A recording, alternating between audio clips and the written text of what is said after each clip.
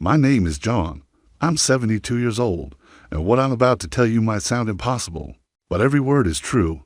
5 years ago, I thought I knew what heartbreak felt like when I lost my wife Margaret to a sudden heart attack. 43 years of marriage gone in an instant, but I was wrong about heartbreak. What happened to me last year? That was real heartbreak. And if you're listening to this, especially if you're someone like me, older, lonely, maybe a little too trusting, please keep listening. Because what happened to me could happen to anyone. You see, after Margaret died, I became a ghost in my own house. Have you ever noticed how quiet a house becomes when there's only one heartbeat in it? Every morning, I'd wake up and for just a split second, I'd forget she was gone. I'd reach across the bed, expecting to find her warm body. But there was nothing, just cold sheets and the crushing weight of reality. My daughter Larissa. Well, she tried at first. She'd call every few days, sometimes visit on weekends. But life moves on, doesn't it? She had her own family, her own problems. The calls became weekly, then monthly. I understood, I really did. But understanding doesn't make the loneliness hurt any less. I spent my days watching TV, reading the same newspaper 3 times, taking walks around the neighborhood where every house seemed full of life except mine. The evenings were the worst. That's when the silence became deafening. That's when I started talking to Margaret's photograph, asking her what I was supposed to do with all this time I had left. Then my neighbor, Mrs. Patterson, suggested I try the internet. John, she said, there are groups online for people like U.S. widows, widowers, retirees. You might find some friends. At first, I laughed. Me? On the internet? I barely knew how to use my smartphone, but the loneliness, it makes you desperate. It makes you willing to try anything. So I bought a tablet, spent weeks learning how to use Facebook, WhatsApp, all these things that seemed like magic to someone who grew up with rotary phones. And you know what? It worked. I found a group called Golden Year Support, about 200 people, all over 60, all dealing with loss, loneliness, the challenges of aging. For the first time in years, I felt connected to something. I'd spend hours reading their stories, sharing my own. These people understood me in ways my own family didn't seem to. They knew what it felt like to wake up with nowhere to go, no one waiting for you. They understood the particular kind of sadness that comes without living the person you thought you'd die beside. And that's where I met her, Clara. It started with a simple comment on one of my posts. I'd shared a photo of Margaret and me from our 30th anniversary, talking about how much I missed having someone to share sunsets with. Clara responded, "What a beautiful couple. Your love for her shines through your words." She was lucky to have someone who loved her so deeply. Something about her response touched me. It wasn't just sympathy, it was understanding. So I clicked on her profile. Clara Martinez, 62 years old, from the same state as me, about 2 hours away. Her profile picture showed a woman with kind eyes and graying hair, sitting in what looked like a garden. She was a widow too, lost her husband 3 years ago to cancer. I sent her a private message just thanking her for her kind words. She responded within an hour.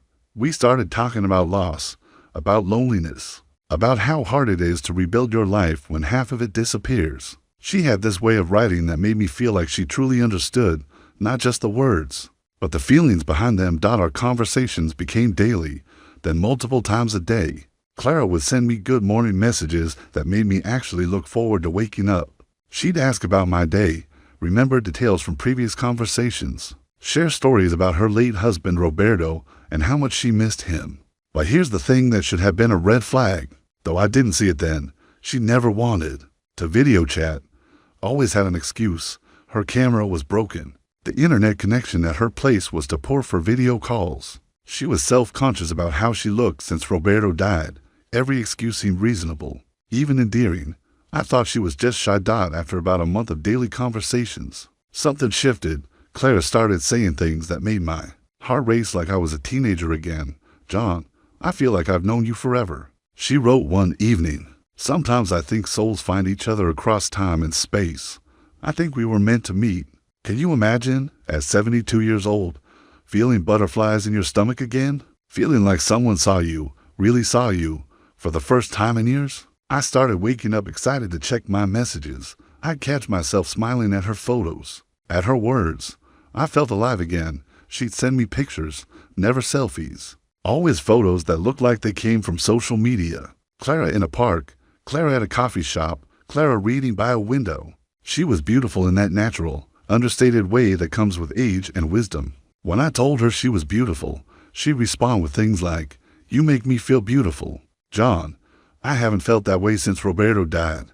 3 months into our relationship, and yes, that's what it felt like, a real relationship. Clara told me she was falling in love with me. Actually, she didn't just tell me, she wrote me a letter. A real, old-fashioned love letter that she typed out and sent as a message. It was 3 pages long, talking about how I'd brought light back into her dark world. How she'd given up on love until she met me. How she dreamed about the day we could finally meet in person. I printed that letter. I read it every morning with my coffee. I carried it in my wallet. At 72 years old, I was carrying a love letter in my wallet like a schoolboy. I wrote her back, telling her I loved her too, and I meant it. For the first time since Margaret died, I felt like I had a reason to take care of myself, to look forward to tomorrow. I started exercising again, eating better, even bought some new clothes. Larissa noticed during one of her rare visits, "Dad, you seem different," she said, happier. I wanted to tell her about Clara, but something held me back. Maybe I was embarrassed. Maybe I was protecting something precious. Maybe I knew, deep down, that she wouldn't understand. Clara and I made plans to meet. She lived in Riverside, about a 2-hour drive from me. We planned a weekend. I'd drive down, we'd have dinner, maybe visit some local attractions. I was more nervous and excited than I'd been in decades. But then, 2 days before our planned meeting, everything changed. Clara called me, crying, actually crying. Her voice was shaking, broken. "John, I'm so sorry. Something terrible has happened." My heart stopped. I thought something had happened to her, that she was hurt or sick. But it was worse than that. It was her son, Miguel. He'd been arrested. It's all a mistake. She sobbed. Miguel was visiting friends in Arizona, and the police arrested him. They're saying he was involved in some kind of drug thing. But John, my son doesn't even drink alcohol. He's a good boy, works construction, has 2 little girls. She explained that Miguel had been in the wrong place at the wrong time. His friend, someone he'd known since childhood, had been dealing drugs. And when the police raided the house, they arrested everyone there.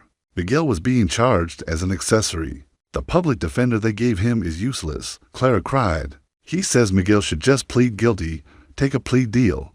But John, if he does that, he'll go to prison. His daughters will grow up without their father. I can't let that happen. She'd found a private attorney who specialized in these cases. Someone who could prove Miguel's innocence. But he wanted $5,000 upfront, and Clara didn't have it. She'd already spent her savings on Roberto's medical bills before he died.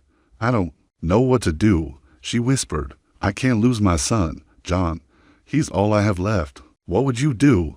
The woman you love is in crisis. Her innocent son is facing prison. She's desperate, heartbroken, and you have the power to help." Of course I offered. Of course I said I'd help her. "Clara, don't worry about the money. I have some savings.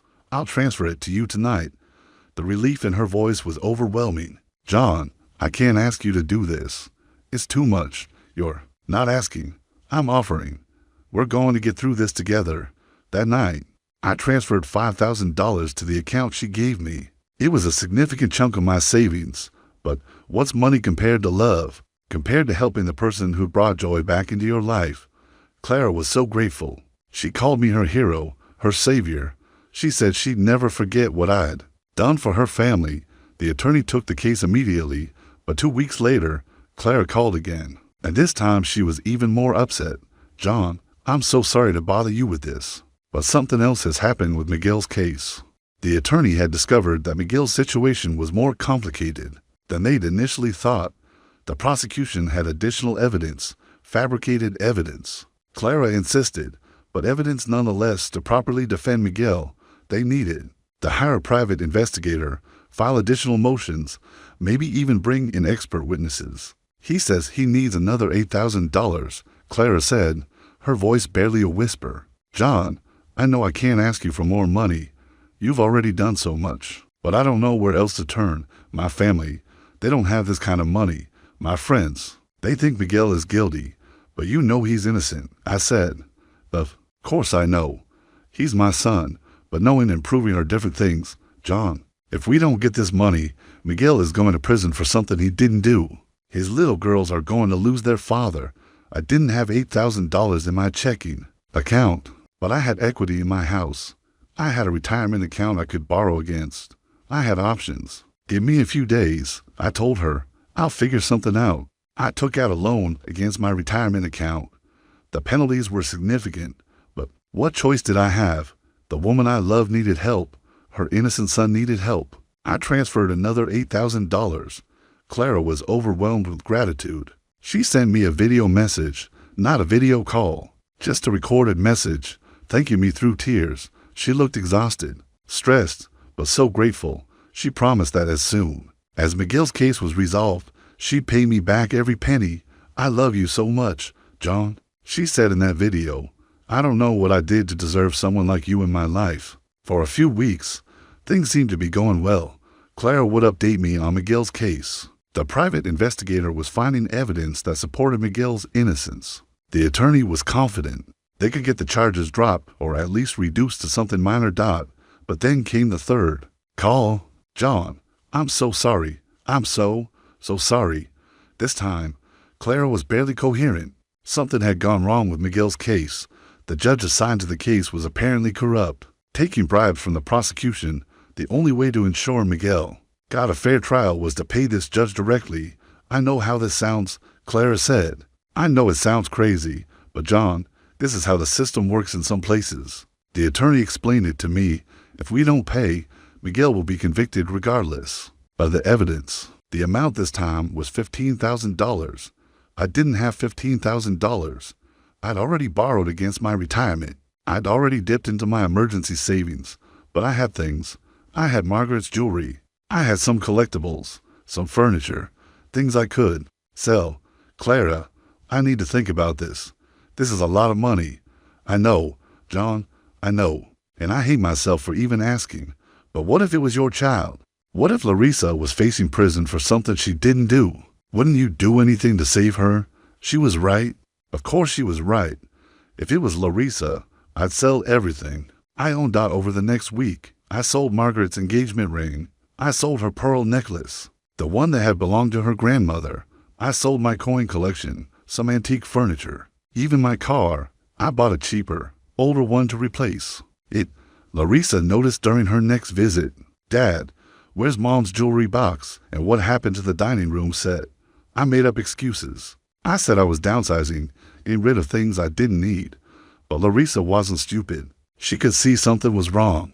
Dad, are you having money problems? Because if you are, we can help. Mark and I are doing well. We could. I'm fine. Larissa, I don't need your help. But she kept pushing. She noticed the new car, the missing items, the way I seemed distracted and secretive. Finally, she confronted me directly. Dad, what's going on? And don't tell me nothing, because I can see something's wrong. That's when I told her about Clara. I showed her our messages, our photos, explained about Miguel's situation. I thought she'd understand. I thought she'd be happy that I'd found love again. Instead, she looked at me like I'd lost my mind. Dad, this is a scam. This woman is scamming you. Don't be ridiculous, Larissa. I know Clara. We've been talking for months. She loves me. Dad, have you ever video chatted with her? Have you ever actually seen her face in real time?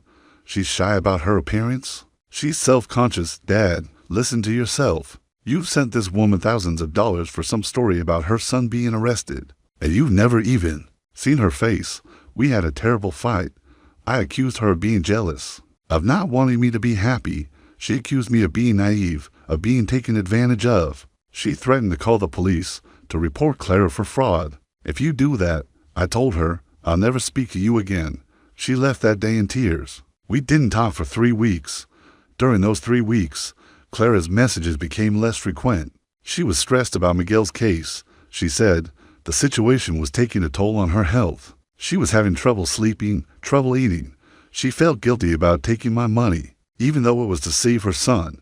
I promise you, John, as soon as this is over, I'll pay you back everything, and then we can finally be together. We can start our life together. I held on to that promise.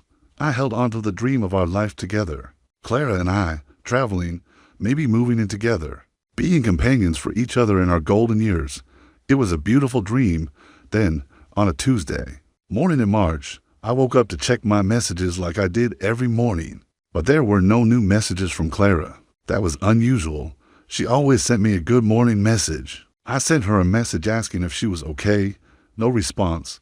I tried calling her. The number was disconnected. I went to her Facebook profile. It was gone. Deleted. I searched for her name. Tried to find any trace of Clara Martinez from Riverside. Nothing. That's when the reality hit me like a physical blow. Larissa was right. I'd been scammed. There was no Clara. There was no Miguel. There was no rest. No corrupt judge. No need for money. I'd given away nearly $30,000 to a stranger. I'd sold my wife's jewelry, my treasured possessions, taken loans against my future, all for someone who never existed. But you know what the worst part was? It wasn't the money. Money could be replaced, eventually. The worst part was the realization that the love I'd felt, the connection I'd experienced, the hope I'd carried for months, none of it was real. I'd been so desperate to be loved, so hungry for connection, that I'd fallen in love with a fantasy, and when that fantasy disappeared, it took with it not just my money, but my faith in my own judgment, my trust in other people, my hope that I could ever love or be loved again. I fell into the deepest depression of my life, deeper than when Margaret died, because at least that grief was honest. This was grief mixed with shame, with humiliation, with the knowledge that I'd been a fool. I stopped eating regularly. I stopped answering my phone. I stopped checking my email or going online at all. The internet, which had once been my connection to the world, now felt like a place of danger and deception. It was Larissa who saved me. Despite our fight, despite the things I'd said to her, she came to check on me when I didn't answer her calls. For several days, she found me in my bathrobe at 3 in the afternoon, unshaven, surrounded by empty takeout containers and unpaid bills. "Oh, Dad," she said, and I could see in her eyes that she knew what had happened.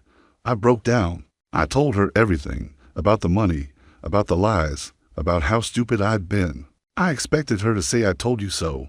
I expected her to be angry. Instead, she held me while I cried. She held me like I was the child, and she was the parent. "Dad, you're not stupid. You were lonely. You were grieving, and someone took advantage of that. That doesn't make you stupid.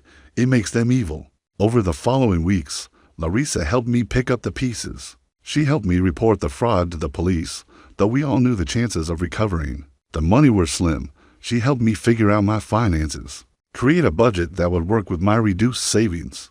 But more importantly, she helped me understand that I wasn't alone. She started visiting more often, calling more frequently. She brought her kids, my grandchildren, to visit.